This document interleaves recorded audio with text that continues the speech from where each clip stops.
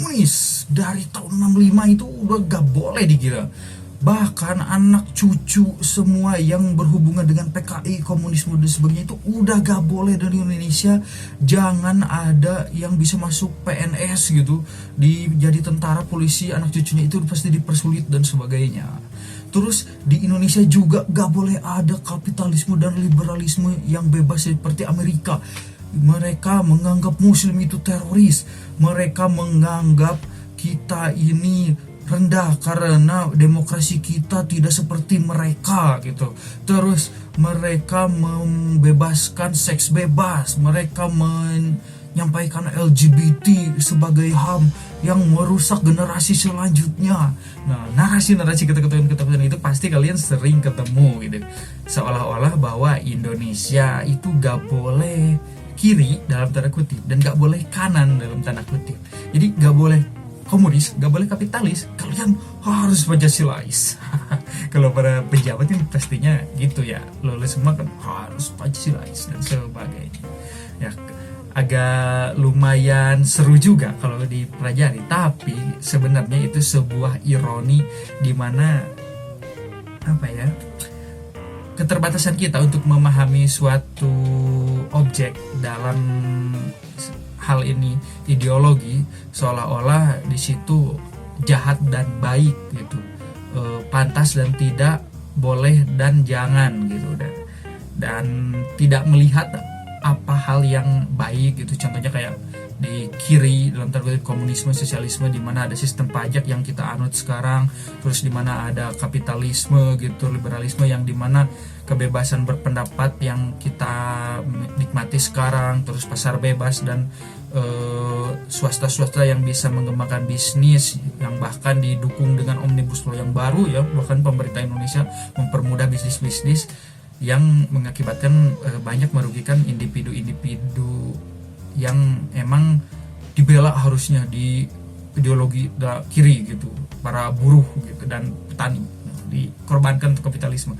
Nah, berarti kalau gitu kita itu sebenarnya campur ya, ada komunismenya, ada liberalismenya dan sebagainya.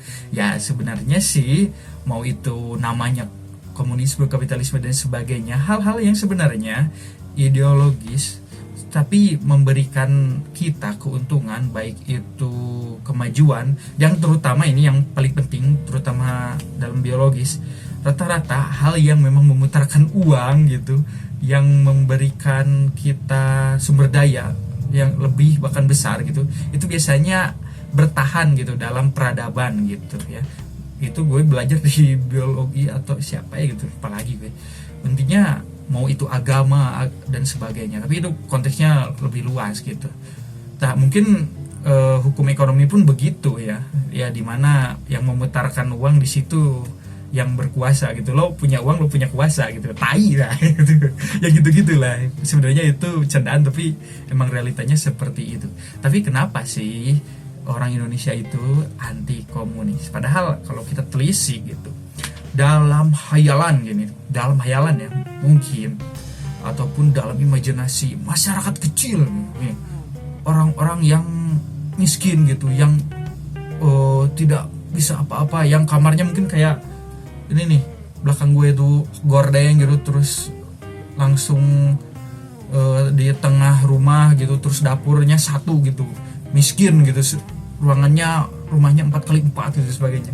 Pas jadi masyarakat seperti itu kan menginginkan kesejahteraan gitu, atau minimal kesetaraan sosial gitu kan. Terus kalau bisa orang kaya pajakin yang gede gitu, supaya kita sebagai masyarakat kecil dapat subsidi yang besar dan membantu masyarakat. Pengen pejabat yang merakyat, yang mengerti masyarakat.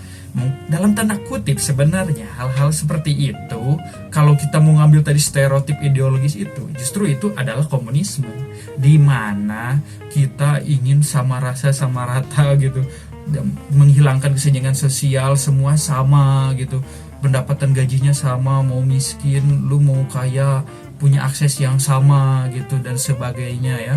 Terus juga kesenjangan sosial dihapus, dan terutama subsidi-subsidi. Nah kalau komunisme kebanyakan itu kan mensubsidi ataupun memberikan sumber daya rata-ratanya ke masyarakat, karena negara dimiliki sumber daya itu dimiliki negara supaya didistribusikan kepada masyarakat yang merata, ya mirip-mirip kayak di undang-undang dasar kita lah, kayak air, udara, dan bumi, dan isinya adalah milik negara yang dimanfaatkan untuk kemaslahatan masyarakat. Sebenarnya di undang-undang kita aja udah jelas gitu.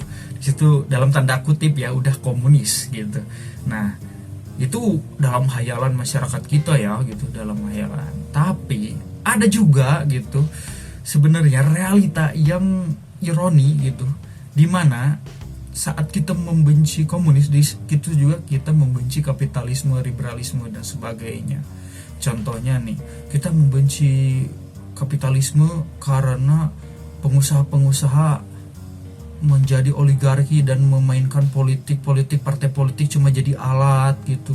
Terus kita masyarakat kecil ditindas, hutan dirusak dan sebagainya gitu, sehingga gak boleh itu kapitalisme. Tapi sebenarnya realitanya di Indonesia sekarang di Indonesia nih, yang katanya gak takut kapitalisme Amerika dan sebagainya, harus musuhin Amerika, ya kekayaan di Indonesia mungkin 10% mayoritas dipegang orang-orang konglomerat gitu. Bahkan ada yang menyebutkan 2%, 1%. Jadi 99% kekayaan kita gitu dipegangnya cuma sekian persen orang yang kaya gitu. Itu kan udah menggambarkan kapitalisme yang kapitalis banget gitu, dimana masyarakatnya itu malah lebih banyak yang biasa-biasa aja, bahkan miskin gitu. 20% masyarakat Indonesia itu miskin. Itu menurut data BPS. Kalau mau ngacunya ke seluruh dunia gitu, ke PBB, ya kita hampir 40% masyarakatnya miskin, di bawah garis kemiskinan gitu. Sebenarnya kalau mau hitung pendapatan yang patokannya PBB, tapi kalau kita BPS aja ya biar gak kegedean gitu, 20% juga. Kalau 180 juta diambil 20%-nya udah banyak tuh ya, lumayan. Nah, di situ kan terlihat gitu bahwa kita sebenarnya kapitalis banget gitu. Terus kita kan sering anti liberalisme gitu, karena di sana mengajarkan seks bebas gitu, LGBT dan sebagainya. Ya, kalau kita lihat ya sekarang, liberalisme meskipun kita tolak-tolak, tapi masyarakat Indonesia justru dalam tanda kutip butuh, dimana kebebasan berpendapat di situ ada gitu. Jadi pemahaman liberal yang bebas, yang dibatasi oleh kebebasan orang lain, itu justru di sini berkorelasi dengan kebebasan berpendapat, dimana kebebasan berpendapat kita itu juga dibatasi oleh kebebasan berpendapat orang lain gitu. Contohnya kita bebas ngomong mau apa aja gitu, tapi kita juga harus menerima bahwa orang lain juga bebas ngomong apa aja. Contohnya kita mau ngegoblokin presiden, contohnya kayak Rocky Gerung gitu, Bojungan Tolol, ataupun mau jelek-jelekin penjabat gitu. Tapi kita juga harus terima kalau ada para pembela pejabat ataupun para dalam tanda kutip buzzer yang menjelek-jelekan kita juga, karena mereka kita menghina junjungan mereka sehingga tersinggung gitu dan sebagainya. Nah, itu kan kebebasan berpendapat, itu liberalisme. Bahkan kalau kita ngomongin seks bebas ya, gak perlu lah gitu liberalisme ala Amerika ke seks bebas, meskipun dalam tanda kutip masyarakat kita kan religius, kata guru Gembel juga, di mana masyarakat apa-apa agama, religius dan sebagainya disatuin sama bokep gitu. Nah, terus juga kan kalau ini data tes keperawanan ya untuk lulus UN dulu kan jadi masalah ya, karena masalahnya itu ya banyak gitu muda-mudi di Indonesia yang emang udah gak perawan ataupun udah memang melakukan seks di bawah umur dan sebagainya ya, berhubungan badan. Nah, itu juga jadi ironi dan sebagainya. Jadi kita cuma gimmick doang kayaknya ya benci liberalisme kapitalisme, tapi prakteknya kita juga melakukan itu, bahkan negaranya mengarah ke sana gitu, kapitalisme. Nah, jadi kalian sadar gak bahwa sebenarnya kita itu suka, masyarakat kecil ya, suka berfiksi gitu. Kita harus sejahtera, subsidi, kesehatan gratis, pendidikan terjamin dan sebagainya. Itu dalam tanda kutip kita berfiksi kiri, tapi pada faktanya kita bernegara dengan kanan gitu. Jadi berfiksi kiri tapi kenyataannya kanan gitu gitu tuh. Jadi sebenarnya ini bukan cuma di Indonesia hal-hal yang kayak gini, di seluruh dunia pun begitu. Karena pada dasarnya mau itu negara kapitalisme, mau negara komunisme dan sebagainya, dua hal itu pasti ada pada kita, dimana kita menuntut harapan dan sebagainya, kayak kesenjangan sosial dihilangkan, kesetaraan gitu untuk mendapatkan akses gitu, subsidi yang membantu masyarakat akses kesehatan dan pendidikan yang rata gitu. Itu kan emang sebenarnya diperjuangin oleh masyarakat kecil gitu, masyarakat yang tanda kutip didukung oleh komunisme gitu atau sosialisme. Nah, di satu sisi kita juga sebagai masyarakat ingin usaha kita gitu, kebebasan kita dan sebagainya juga bisa sebesar-besar mungkin berkembang gitu. Jangan sampai negara membatasi atau mempersulit sumber daya yang kita bisa dapatkan seperti di Amerika ataupun negara-negara maju yang kapitalis banget gitu. Contohnya kan ada tuh negara komunis kayak Cina gitu, kan komunis banget katanya, partainya aja, partai penguasanya cuma satu, partai PKC ya, partai komunis Cina gitu.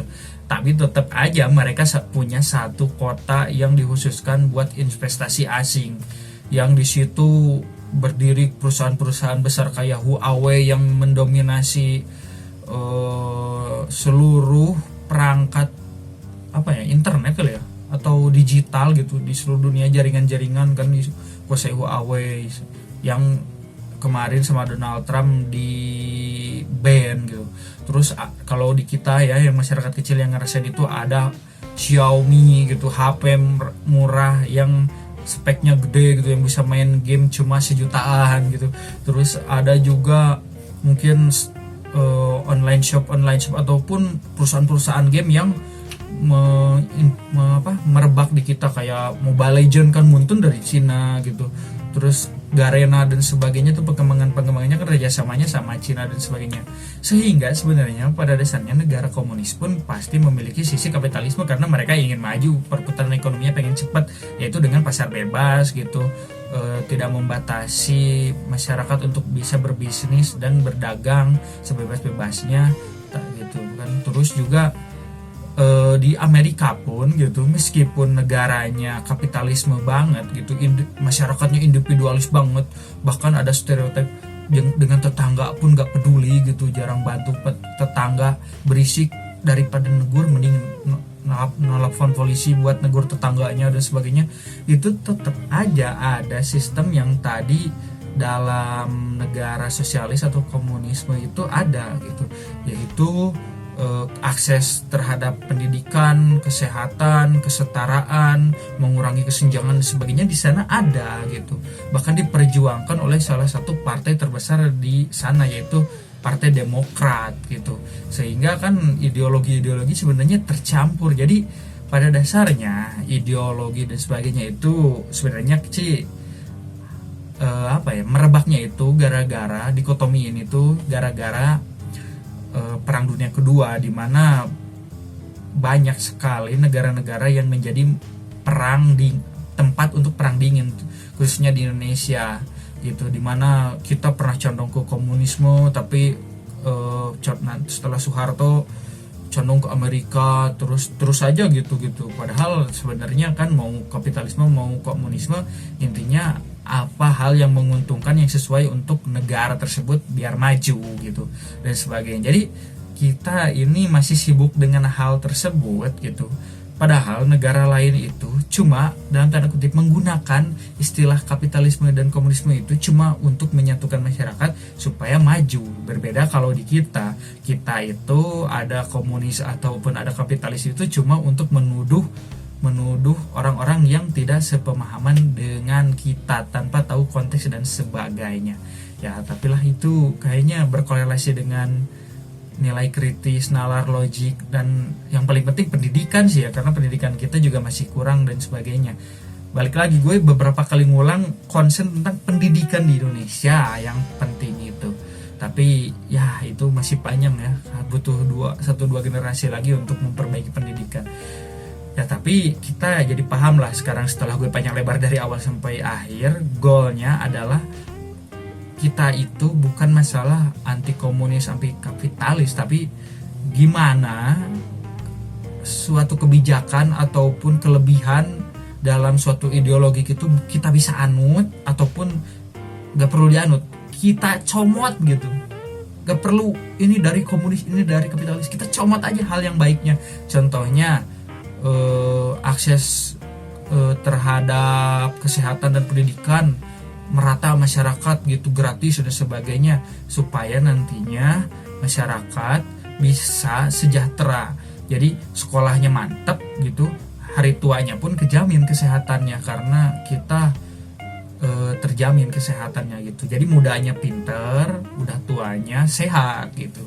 Ataupun mungkin nanti banyak di sini para entrepreneur yang pengen bangun startup gitu, pengen bangun perusahaan-perusahaan gitu, pengen jadi CEO, CEO ada nggak istilah-istilahnya itu, yang nantinya kalian bisa bangun perusahaan yang gede gitu dengan tanpa gangguan pemerintah, dan bahkan pemerintah mendukung dan menstimulus perusahaan kalian gitu supaya mendapatkan sumber daya sebesar-besarnya dan memajukan negara dan sekitar kita.